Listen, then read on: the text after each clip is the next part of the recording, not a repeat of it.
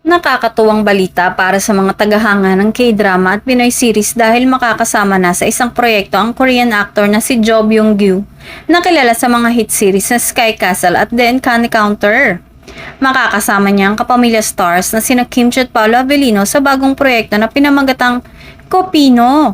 Ang naturang serye ay isang cross-cultural drama na ipapalabas sa Prime Video na inaasang maghahatid ng kakaibang kwento at emosyon sa mga manonood. Tampok dito ang makabuluhang paksa tungkol sa identity, pamilya at pinagmulan. Mga temang siguradong tatatak sa puso ng audience hindi lang sa Pilipinas kundi pati na rin sa international viewers. Sentro ng kwento ang buhay ng mga tinatawag na Kopino o mga Korean-Filipino. Tatalakayin sa serye ang kanilang mga personal na pinagdadaanan mula sa paghahanap ng pagkakakilanlan hanggang sa pagharap sa mga emosyon na sugat na dulot ng abandonment at cultural differences.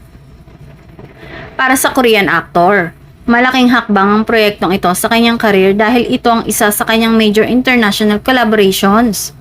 Samantala, inaasahan namang magpapakita ng matinding husay sa pag-arte sina Kim at Paolo na parehong kilala sa kanilang versatility at lalim sa pagganap ng mga dramang karakter. Hindi rin maikakaila ang excitement ng mga fans sa tambalang ito, lalo na't kakaibang kombinasyon ng Korean at Filipino talent sa iisang serye.